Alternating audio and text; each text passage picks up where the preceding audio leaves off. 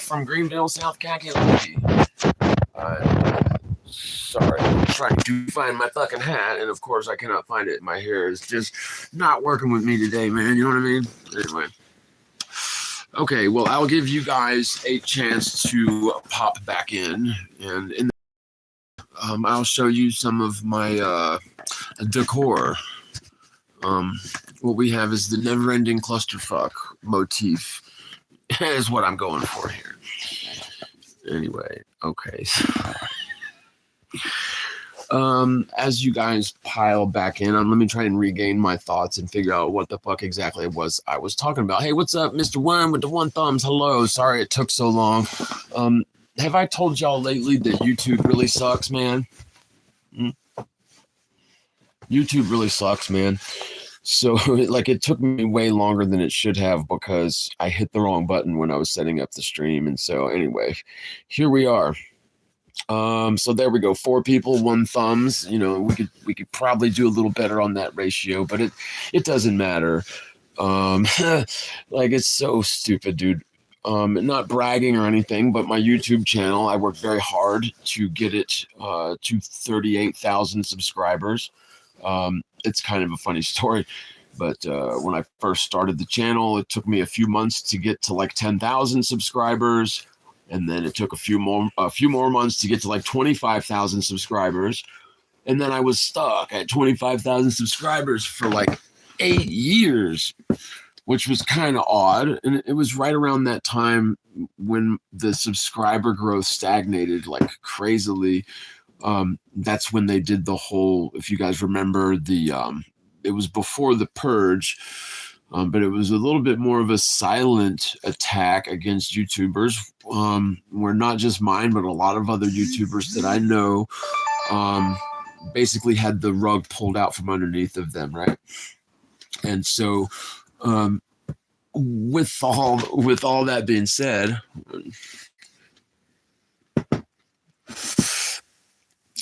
in this sort of climate, 38,000 subscribers is something that I'm proud of, or whatever, you know, deadly sin right there. I mean, I worked hard towards something, and you know, I appreciate each and every one of you guys. But at the same time, you know, to not be able to breach 20 live viewers on a platform where you have 40,000 subscribers is just a wee bit fishy, right?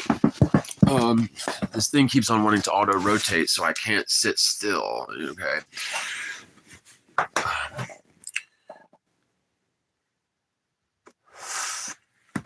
But on the other hand, where's my fucking ashtray at? Right here. Okay. But on the other hand, you know, if you make a channel about some mindless bubblegum video games or movie reviews, do not smoke, that's better. Hey, what's up, PJ? All right, so yeah, I guess when I set up the other stream, I had inadvertently not put like disallowed comments or whatever. Finally, I'll shut the fuck up. No, I'm totally kidding. I'm sorry. No, I wanted to hear what you guys had to say, and I wanted to know, like, do y'all? And I'm gonna smoke if I want to smoke. I'm sorry. At least I'm honest. I mean, I could be like some people, not saying any names, and be like, "Oh, I don't smoke, dude." Yeah, sorry, man. Yeah, I'm gonna smoke. I'm gonna smoke if you don't mind. Okay. What the fuck was I talking about, man? Oh, yeah. So what do y'all? I could keep going with some flat Earth basics. I know that my presentation is my presentation is not exactly top notch right now, but you know, I'll get back there at some point. I mean, I love the process of creating videos. You know, I write my own stuff, narrate my own stuff, do the majority of my own diagrams, some animations, and then of course, fair use of content that adds to the points that I'm making, right? I love the process, man, but in terms of being just one person, it's a lot, right? It's a lot. And if there was, like, if I knew that there would be a payoff, you know, it would be different. The only payoff I get is from y'all, man. There's a handful of people that I probably worry to fucking death, and I hate myself for that.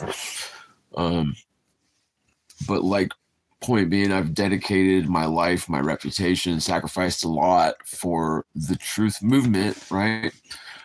And I've sullied my good name, you know, because of it. It's hard being NASA, man. Let me tell you. But I think what the point is, like, someone like me, man, dime a dozen, we all come and go. But if I can say one thing to my credit, is that I have tried to present this particular truth in such a way that it will help people towards that ultimate spark of revelation. Like, I really do feel like it is something spiritually very important, right? At the same time, though, it doesn't really pay off. There was a time when, you know, and there still is, like on YouTube, people make a lot of money, man. But just not this people, right? And so, yeah, I'm not perfect. I'm not good with money. I'm the worst capitalist ever. And I try to be frugal on certain things, and then on certain things, it's like, how can you be frugal when fucking milk costs $7 for a half gallon right here at CVS anyway? So it's, you know, it's a difficult time financially for everyone. But I think the point I'm trying to make, without sounding too like I'm tooting my own horn, but like, I really fucking suck, dude. I really fucking suck at a lot of things. But I also, I have put myself out there where a lot of people wouldn't. I think I mentioned earlier, I know a couple of celebrities that are diehard flat earthers that just simply will not go on the record and come out of the closet because of fear that they are going to ruin their reputation, ruin their cash flow, right? So me, man, you know, if you want the John Christopoulos who is, you know, very good with his portfolio, and a homeowner, and you know, head of the what do they call that fucking homeowners association, head of the HOA or whatever, yeah, files his taxes a day early every year, helps his landlady carry out his garbage. You know, if you guys wanted that John Christopoulos, then you wouldn't have gotten the John Christopoulos who fucking did his part to blow the fucking lid off of flat earth truth, right? And so, in my opinion, I would much rather have the latter, right? I'd much rather have the truth and my personal well-being be damned. And, you know, maybe some of y'all see that differently, but the way that I see it is, there's plenty of people who, and don't get me wrong, man, I have done the whole 9 to 5 thing in fucking spades, dude. You know, so I'm 45. Actually, I turned 45 tomorrow. Tomorrow is my birthday. Happy birthday to me, February 22nd. Also, happy birthday to Shamaya, who shares my same birthday too. Anyway, I've got cotton mouth so bad, dude. I'm gonna finish this cigarette, and then I'm gonna smoke some weed.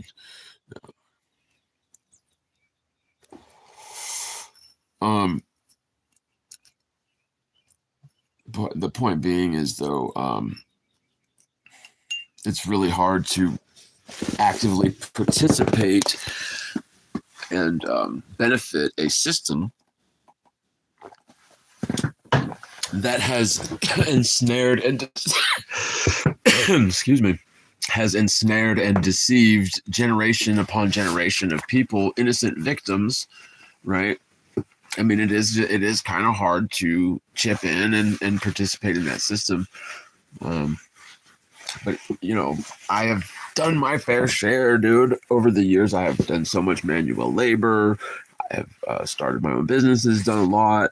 And I'll tell you what, that motorcycle accident and then flat earth coming on the heels of that, it changed my perspective on a lot of things, not least of which is my views on Christianity. You thought I was Seth Green? You tell me, you guys. Y'all tell me. Where do you want me to go with this? So we can either go. We can talk about how this sort of era of revelation has changed mine, and maybe y'all's y'all's views on Christianity. I can keep going with flat Earth basics, which is sort of my personal bread and butter because it's a topic that never grows old. There's so many things to talk about. And sometimes talking with people directly is difficult because, like, if you make a point that the Earth is measured as flat and motionless, that sort of goes in one ear and out the other, and they want to talk about NASA satellites and nuclear bombs and things, and hit you in the face with a cane or whatever. Right. And so sometimes it is easier just to babble on by yourself, as I do, and see, I turned out just fine. See. Okay, so kings altered the Bible. Nick Smith, it's such an important thing. Cracked out Seth Green. Fuck you, Austin Ford. That's so stupid. Do not smoke. Yeah. Okay. So the kings altered the Bible. Yeah, very important thing. And as long as I don't get a bunch of people telling me to shut the fuck up about it, then I will talk about that. Simsational says, what's your take on Jiren? Oh man, don't get me started on that motherfucker. Yeah, he's clearly compromised. Maybe he was compromised all along. Several, more than one, 2 or 3 close friends and associates had warned me about Jiren and Bob, rest in peace, years ago while I was still doing Globebusters. Certain people told me that they believed that Jiren specifically and Bob would ultimately torpedo the flat Earth movement by essentially like confusing the azimuthal equidistant projection as a model, right?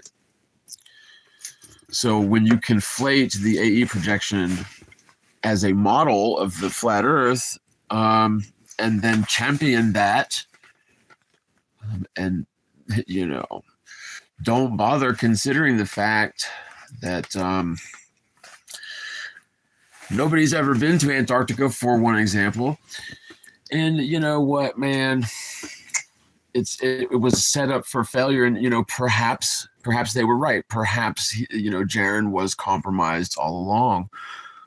He did make a point, and I mentioned this yesterday, to let it be known he went to a Jesuit high school, and he also vocally, publicly, basically shouted from the rooftops the Jesuit oath on a couple of shows. Also, I've heard some pretty awful things. I don't know how true they are, but I've heard pretty awful things about certain behaviors of dudes. But my take on Jiren is this: he was given an offer that he couldn't refuse, whether that was in the form of some sort of monetary gain or threats to his well-being or some combination therein. On the other hand, I think it's very likely that he was compromised and involved with some level of, like Freemasonry or Jesuitism or some form of secret society all along. Like, there's a few things that can lead me to believe that. And it broke my heart, man, because I considered him a friend and a colleague, and I respected him for a long time, and worked my ass off for free for the motherfucker for years, right? It was only towards the end that money got involved in my aspect of Globebusters at all, and it wasn't like a lot of money. We're talking about like $50 a week, right? But there was a number of years when I was doing the Globebusters show. I think we did it 2 or 3 times a week, and these are 3 or 4 hour shows for free for years, and the concept of being paid for that time never even occurred to me, right? Because it was par for the course. like YouTube does not make a lot of money for people promoting flat Earth, and so there was like the conversation of money never happened until way later on, and it caused issues. Man, we won't get into that. I hate to speak ill of the Zed. And I'm sorry, I've got cotton mouth so bad. I'm talking like I've got fucking cerebral palsy or something. Hold on. Okay. Oh my god, so good.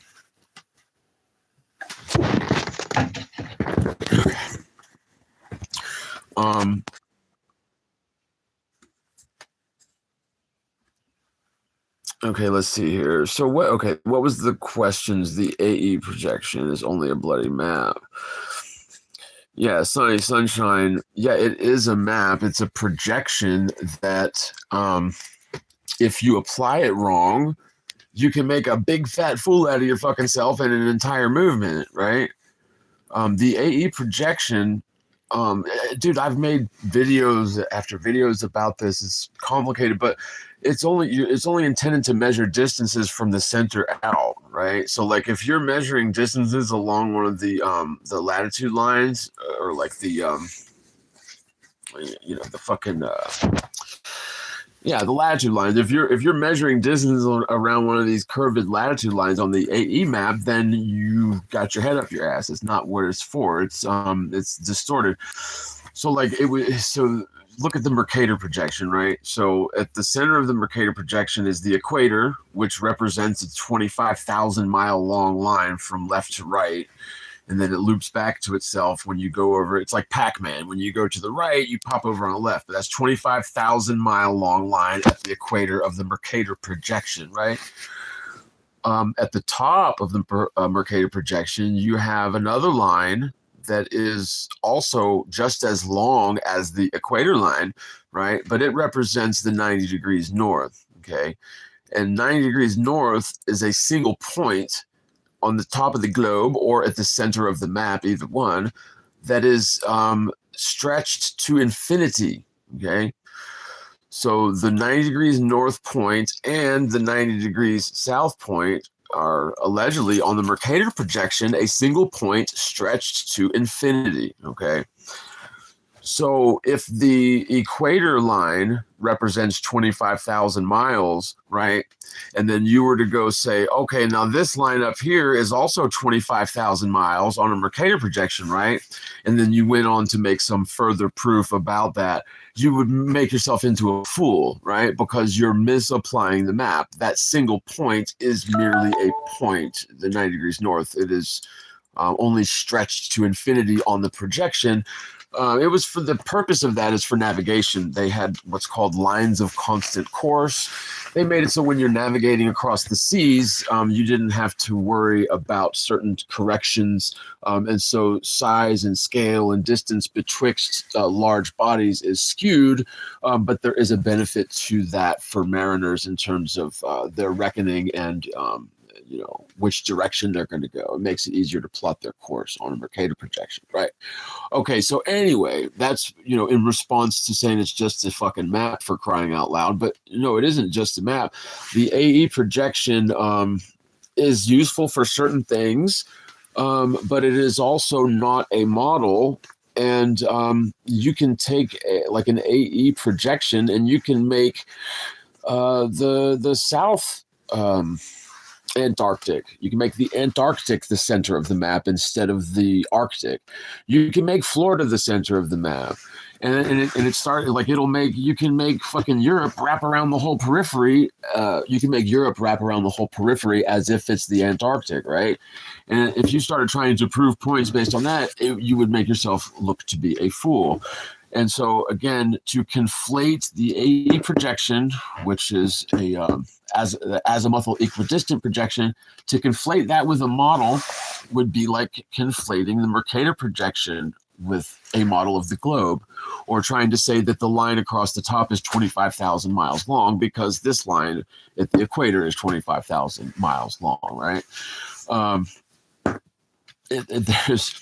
There's issues with the AE projection being conflated as a model. And frankly, you had asked about Jirenism. the fucking footage was fake, man. In Antarctica, that footage was fucking fake, dude. But also, even if it wasn't fake, it wouldn't have mattered. Like, you still, if you measure the surface of standing water for curvature, the curvature doesn't exist. The Earth is still a fixed frame of reference, and we still don't fully understand the mysteries of the heavens. It is not a deal breaker. When you're dealing with the celestial luminaries, you're dealing with higher dimension, right? It is beyond human capacity to understand. It is a mystery and a signature of the divine creator of all things. And, you know, if anyone who claims that they understand how the celestial luminaries operate is full of shit, okay? Especially NASA, okay? Because they have been faking everything in space in terms of celestial luminaries, spacewalks, traveling to other terra firma spheres. They've faked everything, okay? You can't walk around on the sides of spheres in a vacuum. It's just not how reality operates. And so, with all that being said, I think it is extremely wise and prudent to admit that there is a huge mystery when it comes to the heavens. Now, that isn't to say we can't explain a lot of things. Like the heavens definitely reinforce and obviously point to a flat and motionless Earth.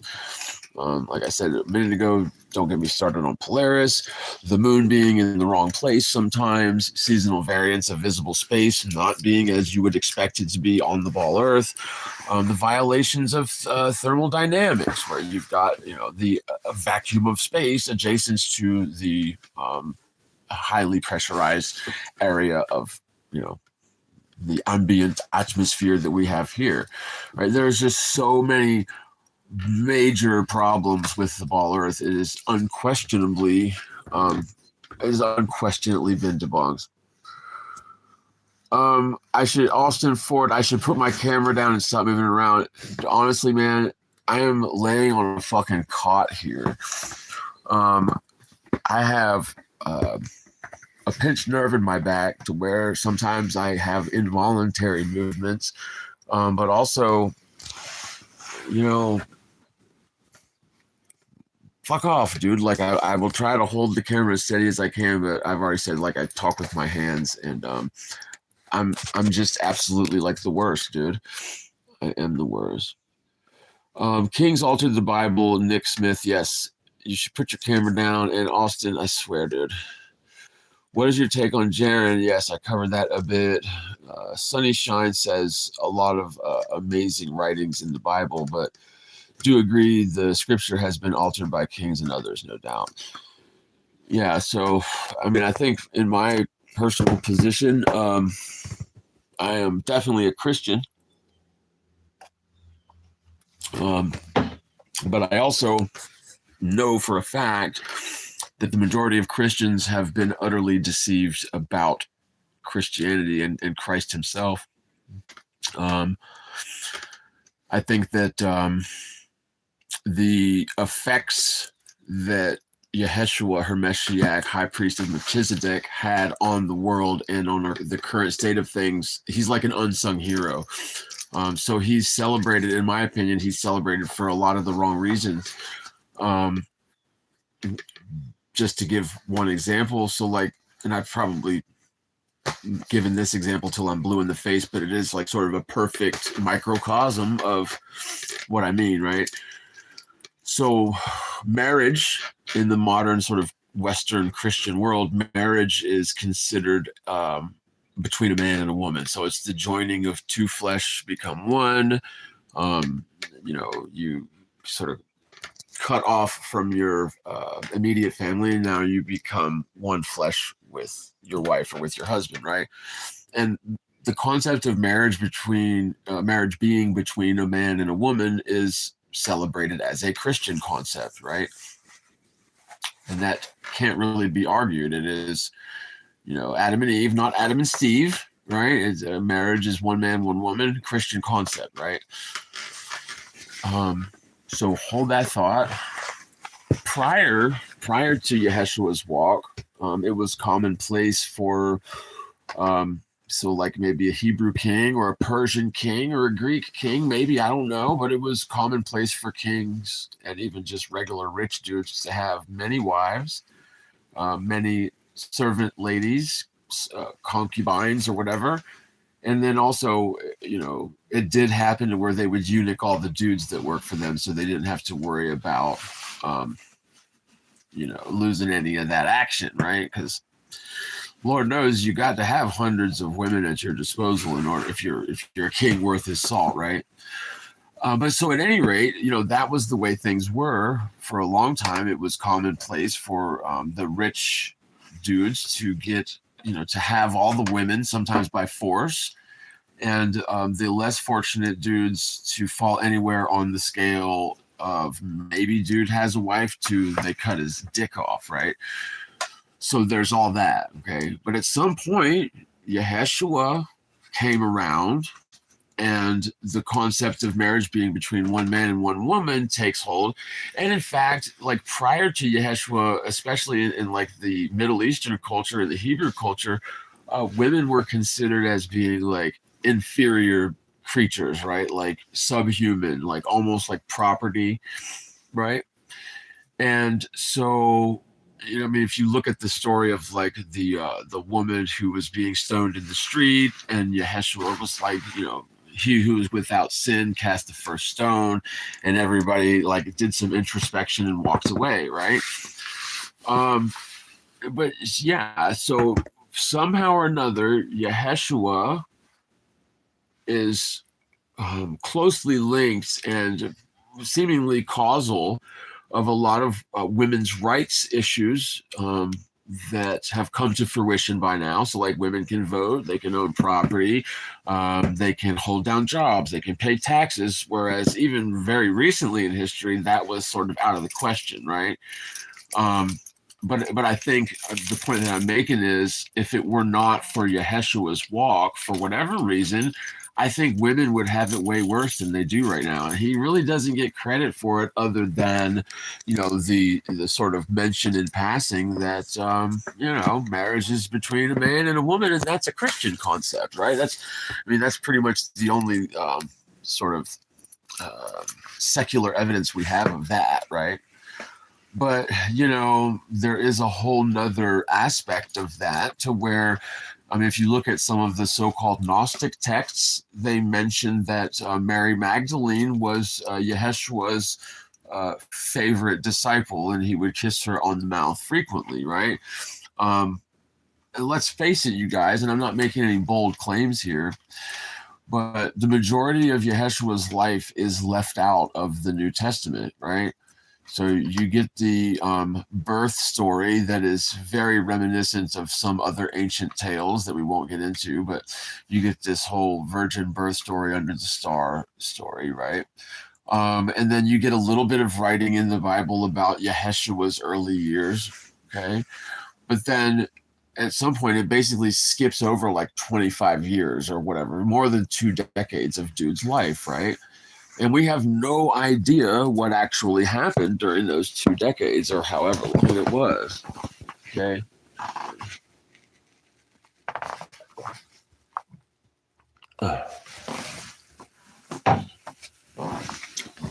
With that being said, hang on, let me roll me a cigarette. Right here. Boo.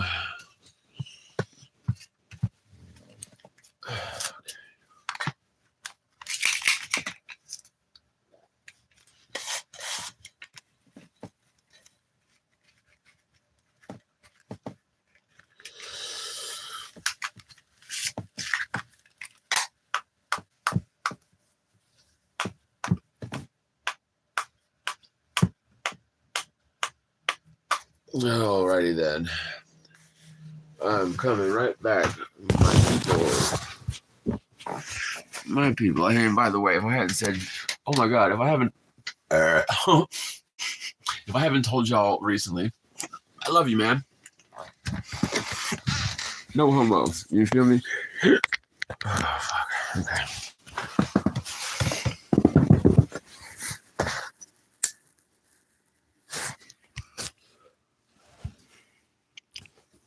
if it's a movement, it's a bowel movement. Oh my God. Is somebody going to please, like, tell that guy to shut the fuck up, man?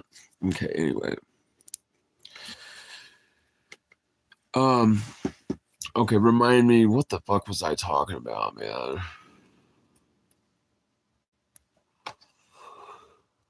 Rebel Scum says he was out early this morning, choking the rooster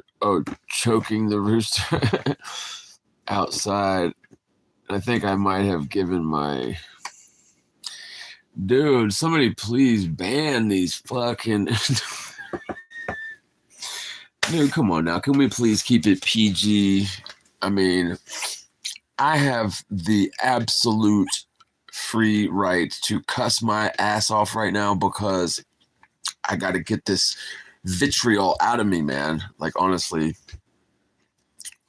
if you've never sat in jail, and again, 5 weeks is not a long time, honestly, dude, it'll drive a motherfucker crazy, bro. It really will.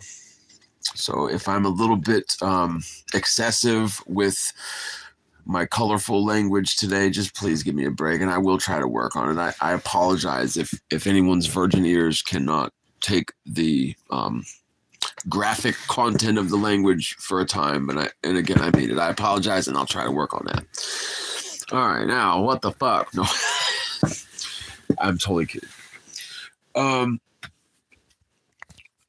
So please tell me, what the fuck was I talking about, really?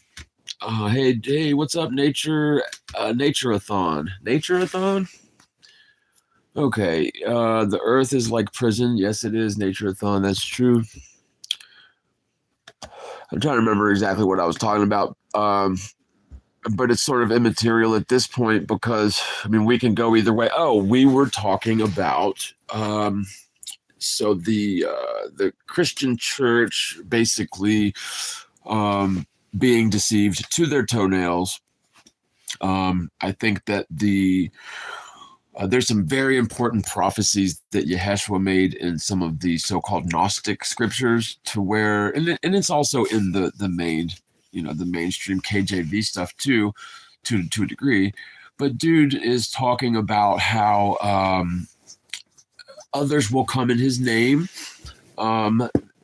There will be basically a wolf in sheep's clothing is the parable I'm looking for, right?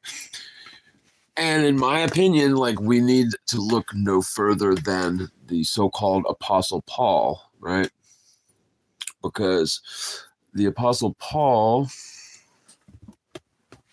never knew Christ, never walked with him, never supped with him, never had a drink with him, never met the dude, right? And in fact, he was employed to go around hunting down and killing or bringing Christians to justice, right? And so just to kind of make this point, there was a very rigid process that Yeshua went through in order to gather up his first 12 apostles, right? And so basically he was like a fisher of men. He found the people in person. For whatever reason, he was either drawn to them or they were drawn to him, and they basically dropped everything and followed him from that day forward, right? They dropped everything and followed him because he, like, physically met them in person, right? And he touched their hearts one way or another, right? Not physically. He didn't do the old Kali Ma Shakti Day, right? If you're familiar with Indiana Jones. Kali Ma, Shakti Day. I'll rip your heart out, right? No, so but that there was a process. There was a sort of protocol involved with Yeshua gathering up his apostles. When it came to Paul, Paul was on the road to Damascus with a troop of soldiers. They were en route to their job, which their job was to, remember, hunt down and kill Christians, or hunt down and bring Christians to justice, which oftentimes involved, like, burning them at the stake and using them as torches at the games, right? Okay. So the Apostle Paul was on the road to Damascus, and he was basically struck blind. He was struck blind by an angel of light, right? And when he was struck blind by the angel of light,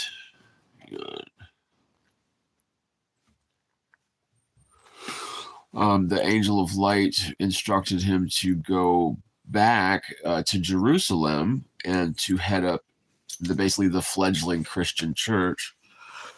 Now, obviously, this was after the crucifixion, right? And it was after Judas mysteriously died, killed himself, maybe he was murdered. After Judas died. So this was way after the so-called Apostle Paul. He was already in the business of killing Christians. And if you remember, that really wasn't much of a thing until the whole cock crowed 3 times story, right? With a different apostle. I think it was Peter, right? Because it was after that point that the Sadducees, as well as certain elements of the Roman Empire, who were basically Pontius Pilate had his time was running. He was skating on thin ice with Caesar, right? And so there was a lot of elements going on. The point being is that there was already jobs, like you could get contracts to go hunt down Christians.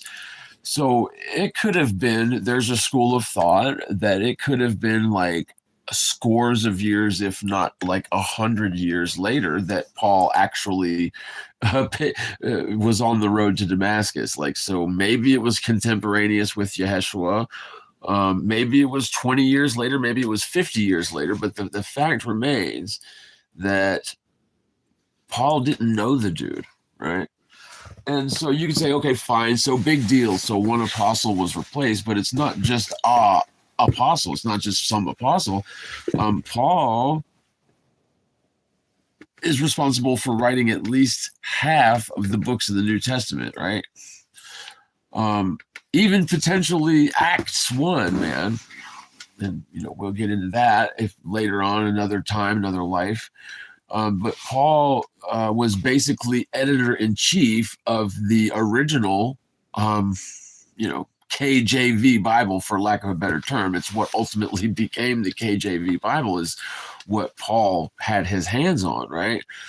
And so to me, it is very suspect that conspicuously lacking from the official gospel, the New Testament, are things like the Gospel of Mary Magdalene, the Gospel of Judas, the book of Thomas the Contender, the Apocryphons of, even of Paul, of John, of Philip. There's just tons of books that didn't make the cut in terms of what Paul allowed into the official sort of a prototype for the KJV.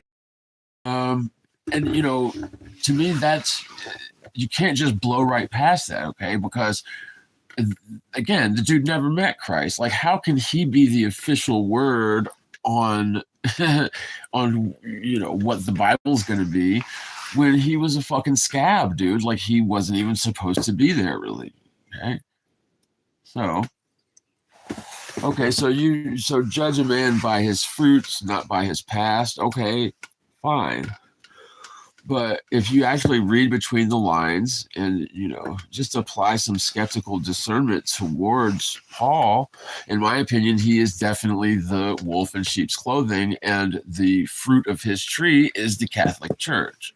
And I'm not saying the Catholic Church is all evil, but the Catholic Church is all kinds of fucking evil, though, dude. You know what I mean? All kinds of evil. Like, sure, there's good people and good elements, in it and peripheral, to it. But at the same time, the Catholic Church is fucking evil as shit, dude. I mean, can you believe, like, when their priests got caught diddling little kids, they just transferred them? And so, hold on, let me get a swallow of this tea real quick, man. And, so with all that being said, when people start talking about Constantine, right, and how Constantine was the one that, or maybe it was King James was the one that is responsible for certain problems, discrepancies, and contradictions in the New Testament, I would say no. I take it all the way back to fucking Paul, right? Because what you had was these Gnostics that, they were labeled heretics and labeled Gnostics by the official church at some point. And basically, any of the books that they had in their possession were burned and outlawed. The people themselves were beaten and burned, sometimes crucified.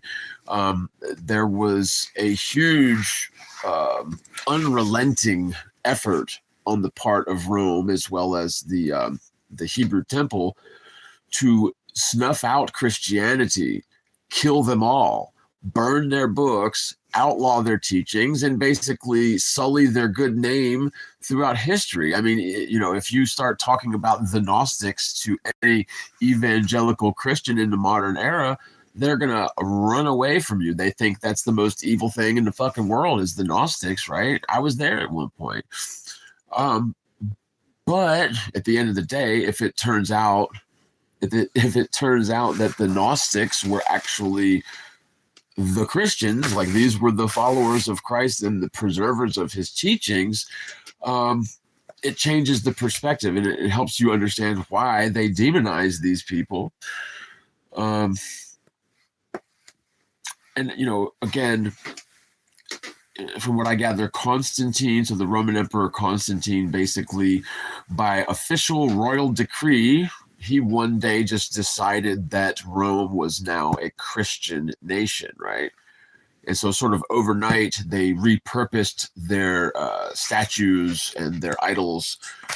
So like Ishtar became the statue of Mary, and the statue of Apollo became the statue of fucking David, or whatever the case is, right? And they sort of merged the pagan Roman calendar with feast and festival days. And so, like, you've got Easter Sunday, which is the celebration for Ishtar. It's for the spring equinox. And Ishtar was one of those pagan fertility goddesses that they would pray to for good harvests. 9 months prior to the spring equinox, they would do a ritual where they would impregnate a woman unconsenting, and 9 months later, when the baby was born, they would dye eggs red, if you catch my drift. And so it was a blood sacrifice to Ishtar. It's where we get the tradition of dyeing eggs for Easter. That's 100% true. And you've got other instances where pagan rituals and pagan beliefs and pagan calendar items were just sort of juxtaposed and merged with Christianity, right? And it's like when you mention this sort of thing or show this sort of thing to Christians, they somehow think that you are evil for telling them these things. But isn't it so that a lot of times when you're dealing with Christians, and no offense, I mean, I love Christians. I am a Christian. I actually believe that Jesus resurrected from the dead and all of that. I just disagree with Christians on a lot of items. Oh, my damn back, bro. My back is fucking killing me. I need to... Sorry, y'all. It really hurts, man. It really fucking hurts sometimes. Okay.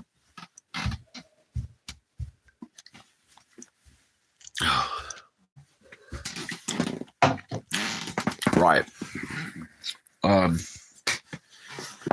Oh, yeah. So, yeah, and then you have King James, right? And modern Christians, they believe that the King James version of the Bible is the unblemished, unadulterated Word of God. That's what they believe. And anybody who believes otherwise is a heretic, right? The thing is, though, like Jesus as a teacher, he taught in parables and analogies. He didn't like tell you this is the way it is and this is what you have to believe or else, right? It wasn't like that at all. He would teach in parables because it engages the student, it engages the listener in the lesson. You have to think about what's being said. You have to apply a seemingly unrelated story towards whatever topic or whatever issue you're dealing with at hand. And so it forces you to use your discernment, right? And so in doing this, the lesson actually sticks better, I think. So like when a person works their way through an analogy and applies that to their situation, it is a much more valuable lesson than just giving someone the answer, right? Or telling someone what to believe.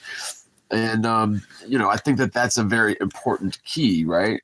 Because, that's not what we see with the likes of institutionalized religion of today, right? So anyway, man, Jesus is Satan maybe, Nature Ethan says. I don't like the way you put that, but I mean, kinda. And my rationale on that is, so like go back to the Garden of Eden story, right? The serpent, which was also translated as the Shining One, he represents wisdom, right? So he tells them, it says right there in the book that Adam and Eve didn't know good from evil, right? They were unaware of good from evil. They didn't know right from wrong, right? And the serpent, or the Shining One, basically seduced them, or you could say tricked them, or deceived them, or told them the truth about the tree of knowledge of good and evil, right? And so in imparting them, or in, sort of guiding them towards that wisdom, the knowledge of good and evil, putting the brakes on the allegory for a minute, that's perceived as evil, right? So according to the Christian sort of dogma, according to that sort of underlying philosophy, knowledge is evil, right?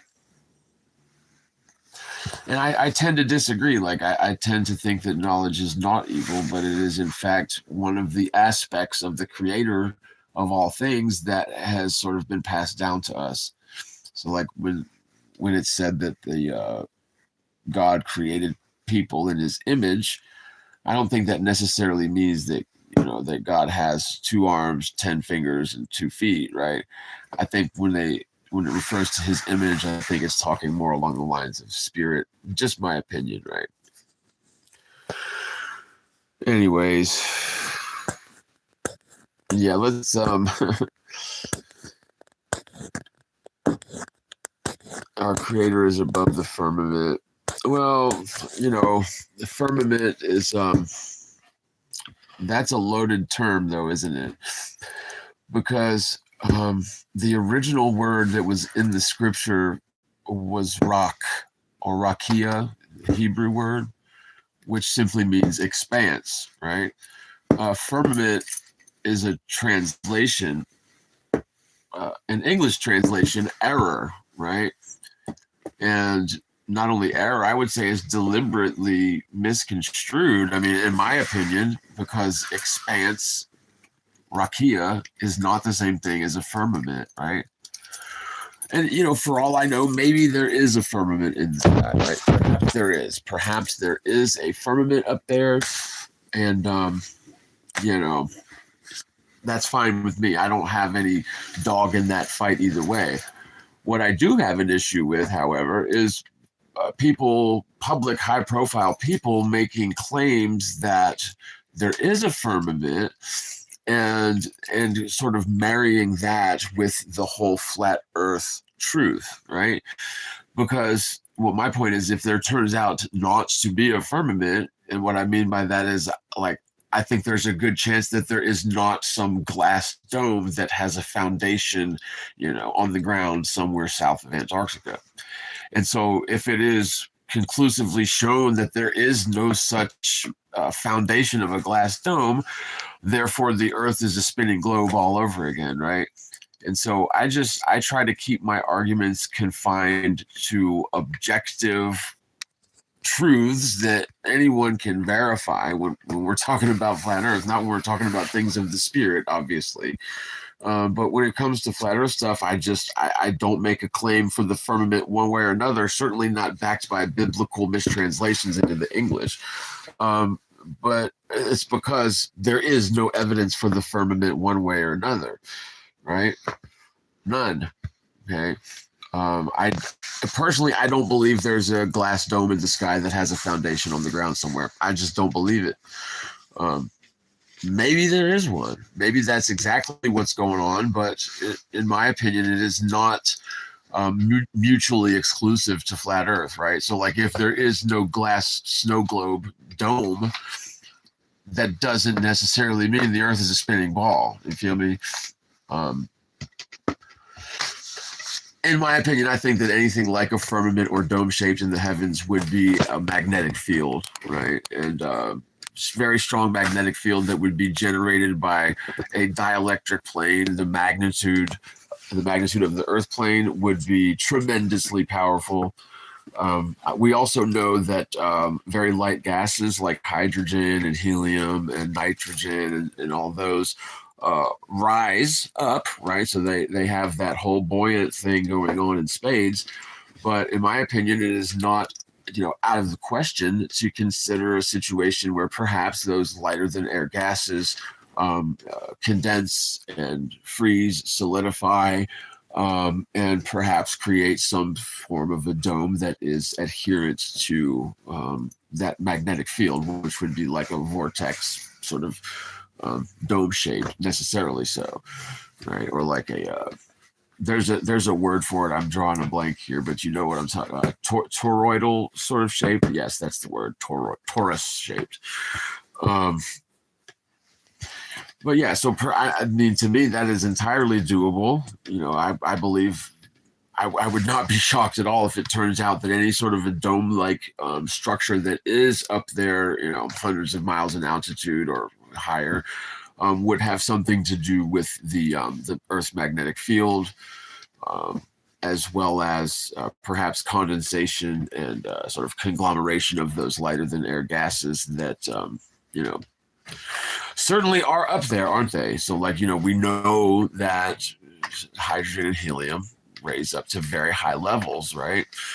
Very high altitude levels. And so even like when we see things like meteor showers or like asteroids, coming down through the sky, in my opinion, that's probably something like these hydrogen, helium, nitrogen precipitating, right? I think that's very plausible. In my opinion, that is what's going on there. And of course, they're gonna have everyone believing that it's space rocks flying billions of miles from the fucking from the asteroid belt, of course, is what they'll have you believe. But I don't care what anyone says. Like, I have a very hard time swallowing the concept that if you accelerate a rock fast enough through the air, that rock is thus going to catch on fire. I mean, I just have a very hard time swallowing that. But if you're dealing with hydrogen or like, these lighter than air gases that are combustible, I have no problem at all seeing, considering a situation where those would ignite when accelerated through the air at certain velocities. I mean, sure, why not? But rocks, not so much. You know what I mean? I don't know, man. Call me old fashioned. So thirsty. Okay, what's up, Lev Kung Fu Shaolin? How about it? How about it, man? So let's see here. I've actually been going on about 3 hours, but this stream is I had to keep starting and stopping the stream. Is there anything else you guys would like me to touch on before I go? And before I do go, I am going to take a quick moment to e-beg. I'm in deep trouble, you guys. I sat in jail for 5 weeks for nothing. paperwork, driving on a suspended license, and my ass is ruined. I'm in the grave. There's been a couple of people that have helped. Thank you guys very much. Daryl, Lewis, Adnan, David. I appreciate you guys. There's a few people that have been very generous and help. But I don't know if anybody that has not been locked up, incarcerated for any length of time wouldn't understand. But I fucked up my obligations with my clients. I have a loan that is now in default with Cash App, which hurts.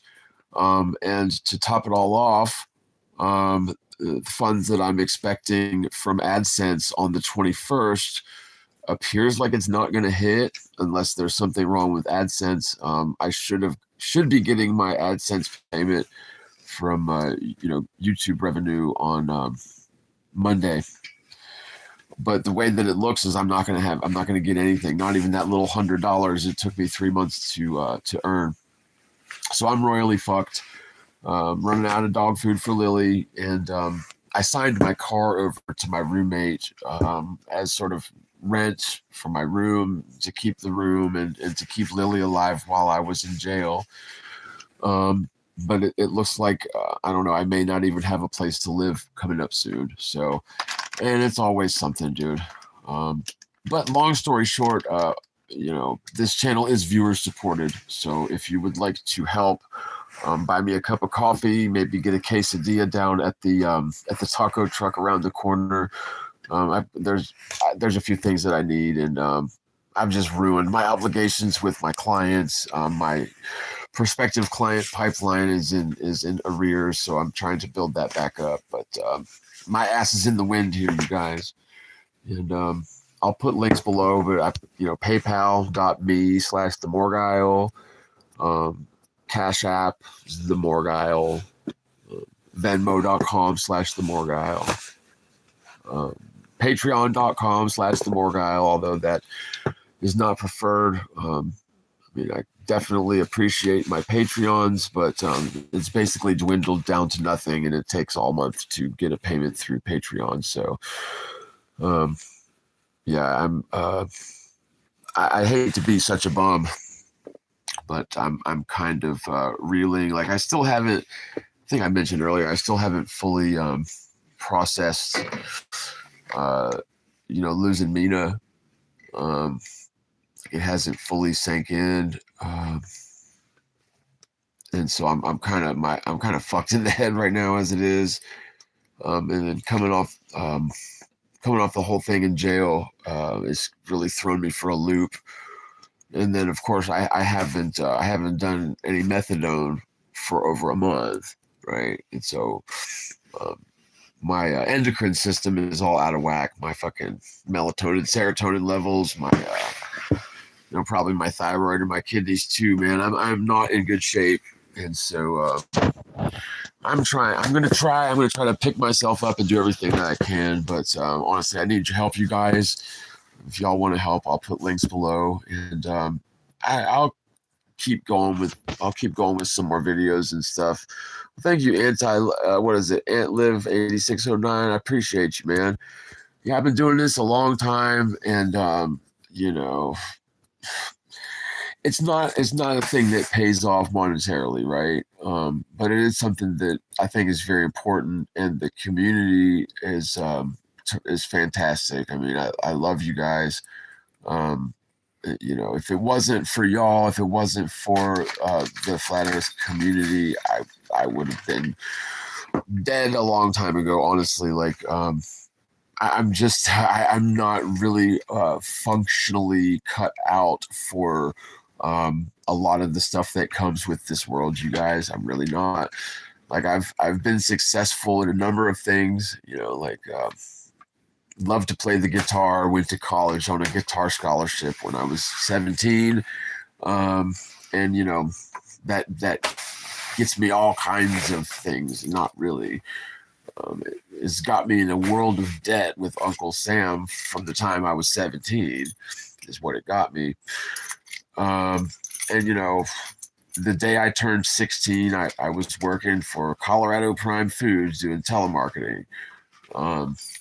I started my own business when I was early 30, did very well on Elance.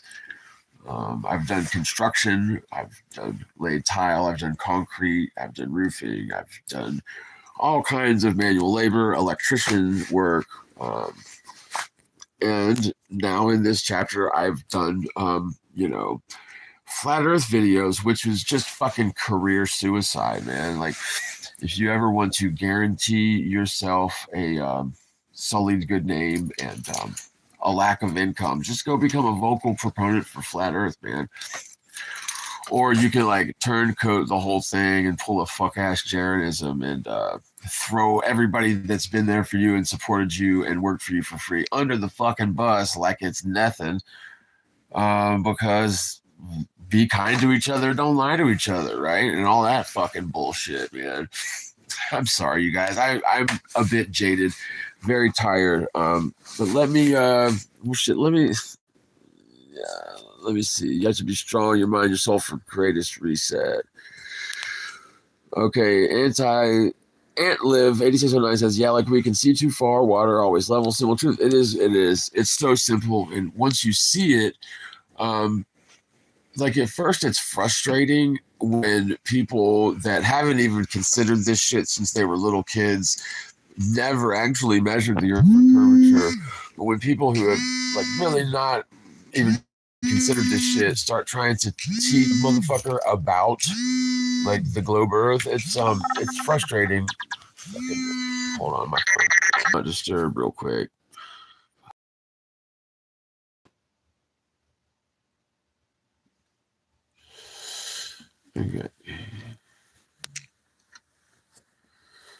Okay, you guys, sorry about that. Lavang Fu, Shaolin, hey, drugs won't help to this madness. Nature Inathon says drugs won't help to this madness. I don't understand. Jerfy says, what's the most amount of drugs you've done in one day? Who are you talking to? Are you talking to me? I don't know, man. I don't quantify drugs in amounts like that, dude. You know what I'm saying, dude? Like that's some jit shit. I'm just being facetious, dude. We can see too far. Any ideas what they found in Antarctica just before Operation Dominic Fishbowl? Yeah, so well, now wait a minute. So if you're talking about Fishbowl, that's when they allegedly shot nuclear bombs at the firmament, right? And very high-profile Flurfers champions that. There's like this old military footage of Operation Fishbowl, which is, again, they supposedly fired nukes up at the firmament. But according to me, it's just all bullshit, man. It was just the U.S. military faking more footage for fear porn, for purposes of fear porn, dude. But if you're talking about Operation High Jump, which is the one, I definitely got those fucking things confused for years, so I'm not picking on you or anything, man. But Operation High Jump was in 1940 something. I can't remember the exact year, but it was Navy Rear Admiral Richard E. Byrd took a fleet. It was actually like two fleets of top-of-the-line, state-of-the-art Navy vessels to Antarctica. There's a very interesting documentary about it you can still find on YouTube, probably, unless they blackballed fuck-ass Admiral Byrd, too. They probably did, man.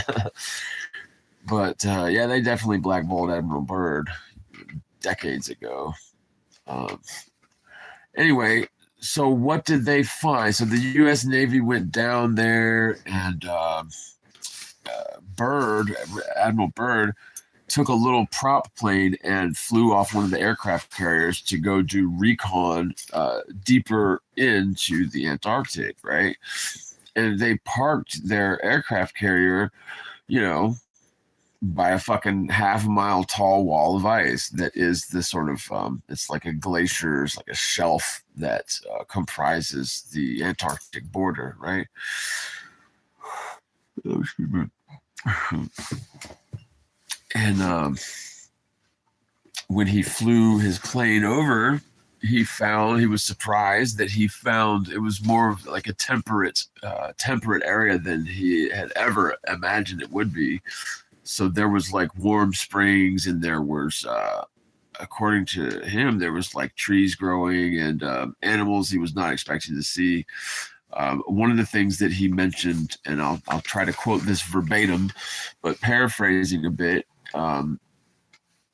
So they left Little America, right? He left Little America in that plane, and he flew south of the South Pole from Little America and found that there was a landmass, continental shelf, not just glacier, but a landmass larger than North America, south of the South Pole from Little America.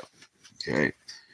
So if you consider that just a bit, you'll realize that that doesn't really exactly work with the globe Earth model, right? And then, there was a lot of really crazy shit attributed to Admiral Byrd later on. I think a lot of that's probably malarkey, where he goes on to allegedly talk about inner Earth and like hollow Earth. I think that's malarkey.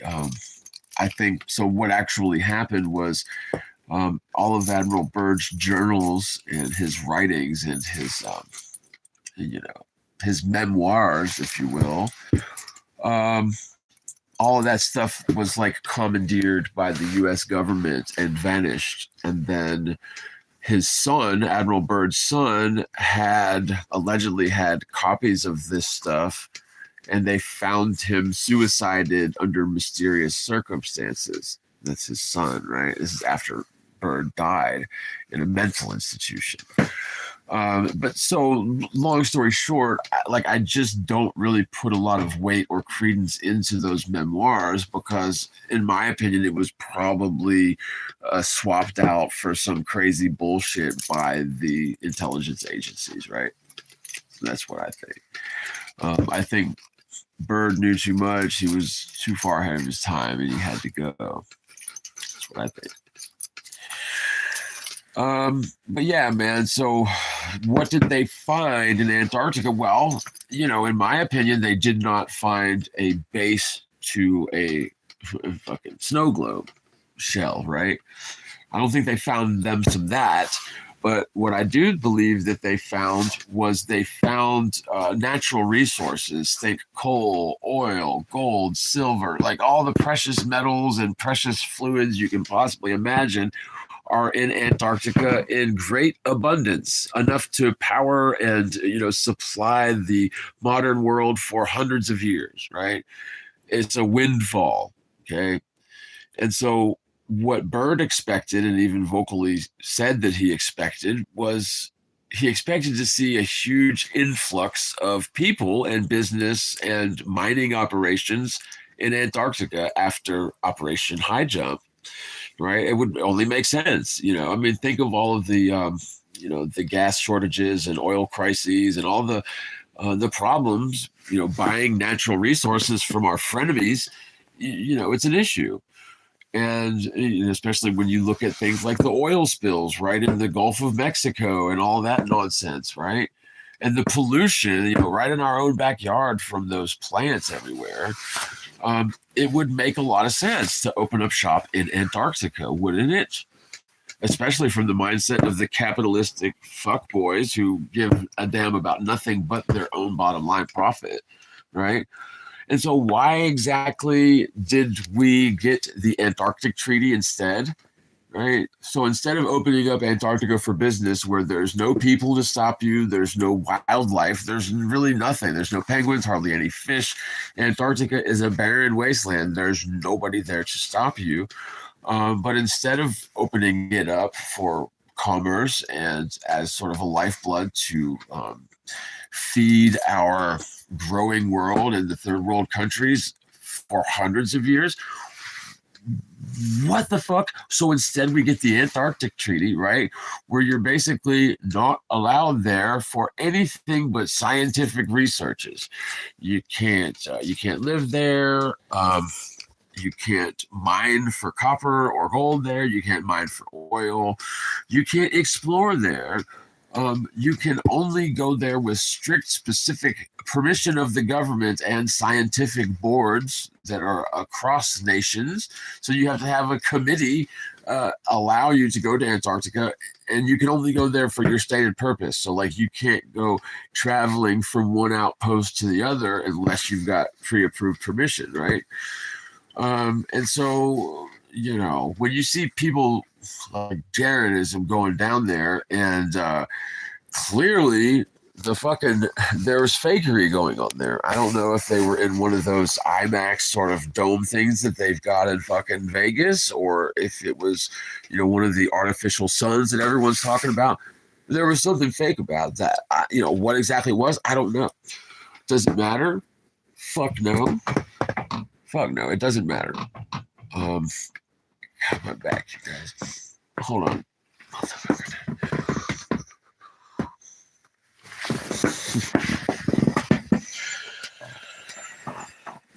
Okay.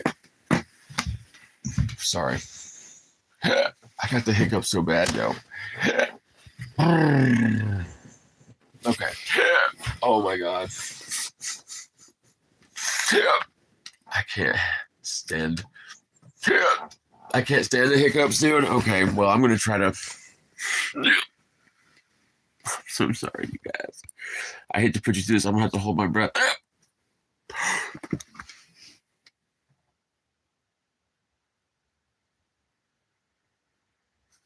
I'm gonna read what you guys are typing, so type away. Oh my God.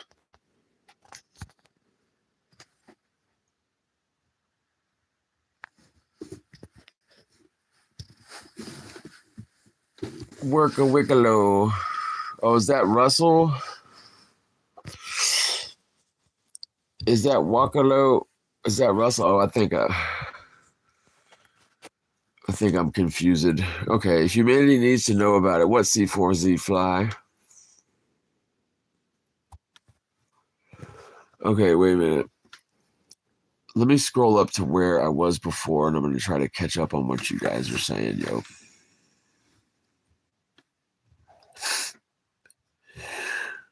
Oh, wow.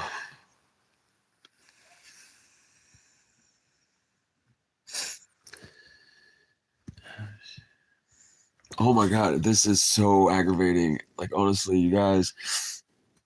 Okay, I am scrolling up to see where y'all at, man. Wormwood, cloves, wild oregano oil. Let's see. Can't help lost people, clueless, demonic possession.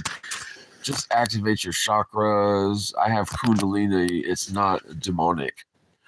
Yeah, no, Kundalini is not demonic at all, man. And like, I don't know. A lot of yoga is simply breathing properly and stretching your muscles. Nothing evil about it.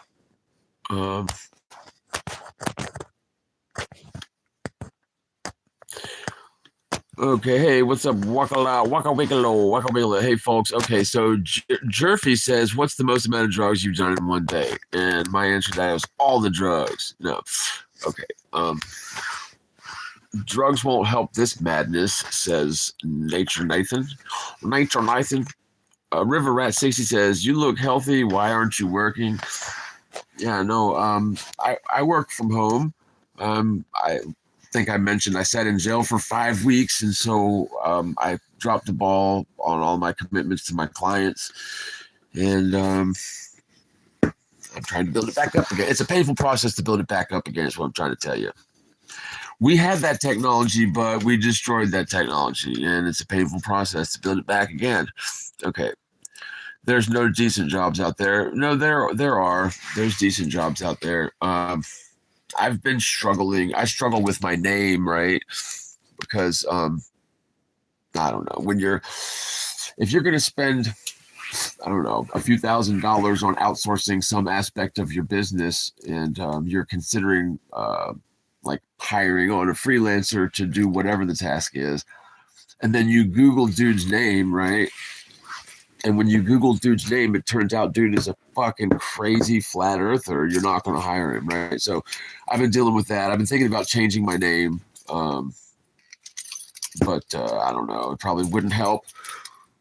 But no, there are decent jobs, and it's like I don't give up, but I have to. I don't know, man. Like it'll get to the point to where I know I'm about to get a contract, and then like things will go from like in the bag to where I've done this long enough to know like, okay, this contract's done. Like all we got to do is finalize it, and then the next day, potential clients will just fucking 180, and I just assume that it's because of the whole flat Earth thing, right? But one day, it will be exonerated, right? But I appreciate the compliment there, River Rat 60. That's very kind of you to say. Thank you. Okay, God, I did not mean to do that. I just accidentally hid one of you guys from posting on my live stream. I didn't mean to do it. I was trying to do something else, and the buttons changed on me. So whomever, I don't even know who the fuck it was, whomever I just hid from commenting, I did not mean to do that. And if there's any admins on here or wrenches, if there's any wrenches on here, I would really appreciate it if anybody could just unwrench the dude I just unban the dude I just banned inadvertently. I don't fucking know, man. Okay. Kundalini. So, I mean, it's your energy centers, it's your chakras, man. It is, so like yoga is basically a science of body and spirit, man. There's nothing evil about yoga. There is something evil about xenophobic people who bear false witness, right? Because if someone goes around saying that, say, Kundalini or Islam is evil, right? But let's just say hypothetically that person doesn't know anything about yoga or Islam, right? Then that person is bearing false witness, right? And actually, if a person studies yoga or studies Kundalini or studies Islam or whatever other example, you'll find that it is actually not evil. Neither one of them is evil, right? But again, to reiterate, the xenophobic person that is going around bearing false witness, saying that things are evil that they don't know anything about, that's kind of evil, dude. I mean, it maybe evil is a strong word, but that shit sucks, bro. That shit sucks. Shit sucks, bro. Yeah. Closed mind, which is, I'm like reading these comments backwards. Yeah. Kundalini, man. So there's a few mudras that are just wild, man. So like the Kichari mudra, I think I mentioned this earlier. Maybe not. Damn, that tea is so good. The Kichari mudra, which is the king of all mudras, is where the yogi master takes their tongue and puts their tongue back in their mouth, up the posterior nasal cavity, and it basically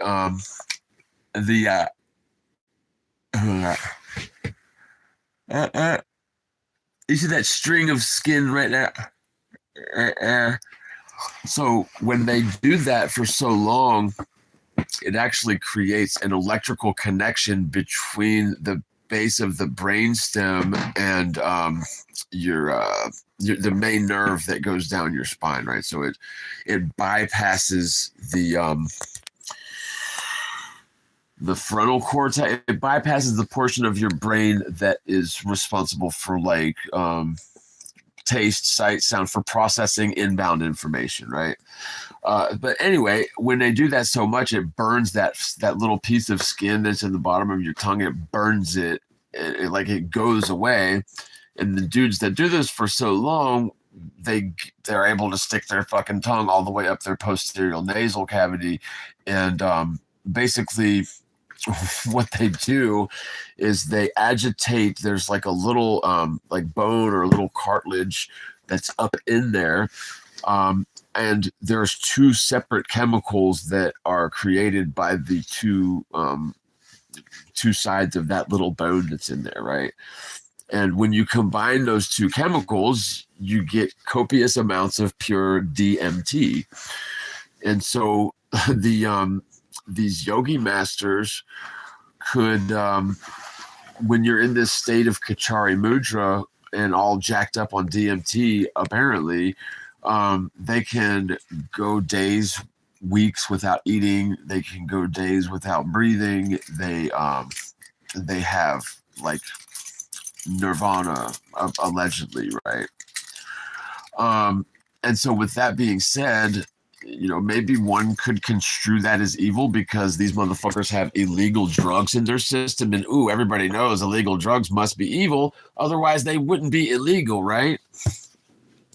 You know what I'm saying, man? I mean, it's perfect logic. But yeah, man. So the Kachari Mudra, there's far-reaching applications to that. We won't get into right here. Anyways, man. Let's see here. There wasn't much else I wanted to necessarily talk about. Unless you guys want to talk about anything, I'll stay here all day. I guess I'll hold y'all hostage until somebody sends in some funds.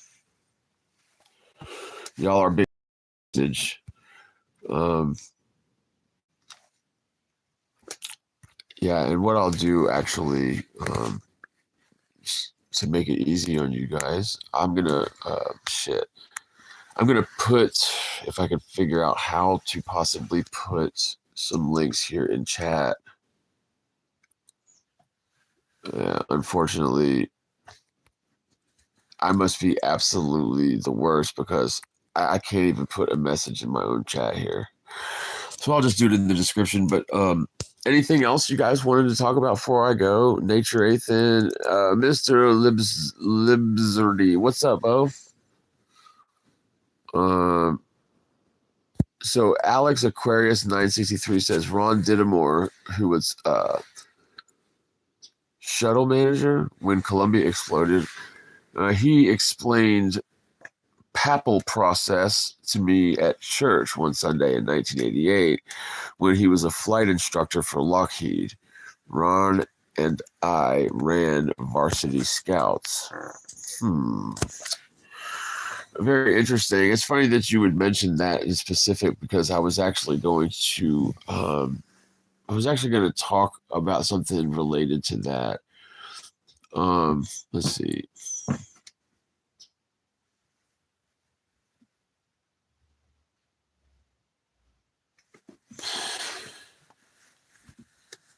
Actually, I can't remember exactly the context of what I was going to mention. Something rang a bell with me in that post there, buddy.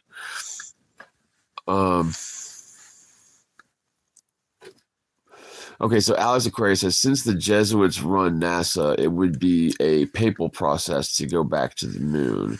The Pope's approval.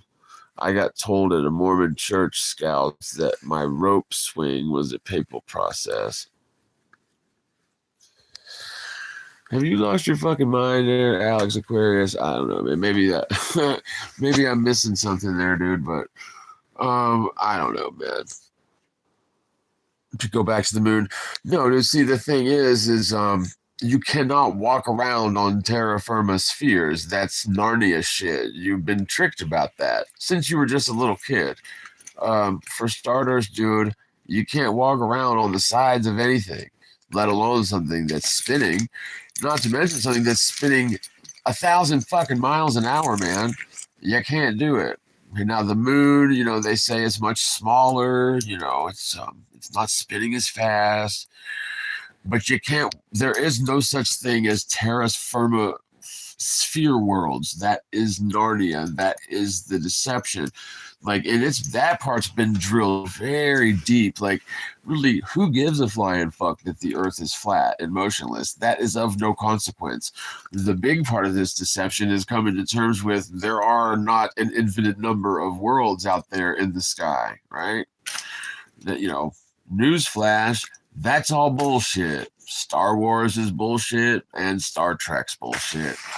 The sexy blue chicks from Star Trek, that's all bullshit too. None of that's even remotely plausible, man. And so that is the bigger part of this deception, to where, no, you can't pull an easy E and throw this motherfucker in the gutter and go buy another. You like, this is our world. This is the one we got. And, this is our world, you know, this is the one we've got, and this is the one we're supposed to be protecting and cherishing and leaving in a better state than we found it for, like, you know, hypothetically for our children and grandchildren. No, instead, we collectively, under the leadership of the fucking archons and the demons, have decided to poison our inheritance, just as was prophesied in the ancient scriptures, in the ancient gospel. Poisoned our inheritance. Well, isn't that fucking terrific, right? Anyways, that's just the way that it always goes, man. Alex Aquarius, since the Jesuits run NASA, it would be yeah, we already read that. No, it would not, dude. They're not going back to the moon because they never went to start with. You can't go to the moon. C4Z fly. Yeah, mudra is a good way to help you breathe. Yeah, part of the yoga exercises that I do, not as frequently as I probably should, is it just involves breathing properly, right? So your lungs have 4 total compartments, right? So you've got, like, wow. You've got 2 lungs right next to each other, but below the main lung, you have a smaller, another chamber underneath each of them. So, like, I'm trying to show you. Wow. So in your lungs, you have the chambers underneath, right? And if you're not fully exhaling, if you're not fully expelling all of the air out of the bottom chambers of your lungs, carbon dioxide tends to build up in there. And of course, carbon dioxide is poisonous. And so, especially sedimentary lifestyle of many Americans, if you're not doing a lot of cardio and you're not expelling all of that carbon dioxide that tends to build up in the lower portion of the lungs, it can cause long-term serious health problems. And I think that something like that could be the underlying cause of so many modern health problems that are just treated with pills and all kinds of things, anything other than breathing properly, right? But that is exactly what it is certain just basic functions of yoga involves breathing properly and expelling that carbon dioxide. And you'd be amazed. You'd be amazed how different your body feels and better you feel after just simply breathing properly for a bit. Okay. Now, if you want to call that evil, whatever, okay, but yeah, C4C fly, I agree. Mudras is a good way to help you breathe. Absolutely. Certain postures connect to different chakras. Yes. Our bodies are made of electricity. Yes. Well, not made of, but yeah, we definitely have electrical circuits running within, right? It's pretty amazing stuff. I mean, it really is, we talk about the mysteries of the heavens and of the celestial luminaries, right? But what about the mysteries within every cell of our body, right? I mean, the signature of the Most High Creator is pretty impressive, isn't it? Because not only does every cell in our body contain the code needed to build the body in its entirety, but it also contains like the plans and the fruition of electrical circuits. It contains the plans and the wherewithal to build a body with a spirit inside of it. I mean, the creator is amazing, and yet the majority of people in this world don't even believe there is such a thing as a creator. So praise be to the Most High. God bless you guys. I appreciate and love y'all very much. I could certainly use your help. If you're in a position to help, show some support, show some love without taking food off your table, it would be greatly appreciated. I'll put links below, but PayPal, Venmo, Cash App, Patreon. I even got Chime. I think I ought to start putting Chime down there as well. I really do love you guys. It's good to see each and every one of y'all. I wish we could do this sort of thing in person. I'd love to, hang out and get a beer with the community. The last few times I've tried to link up, there has been angst, let's just say. But I guess sometimes egos and crazy people get in the way of, people coming together, man. So anyway, much love to you guys. I will put those links in the description, and I'm going to peace out of here. I need to get me some more tea. My cotton mouth is legendary right now. Y'all be good. I'll see you very soon in the next one. And as always, spread the word, spread the world, and peace out, everybody. Y'all be good. Bah. Yes, I'm so sure.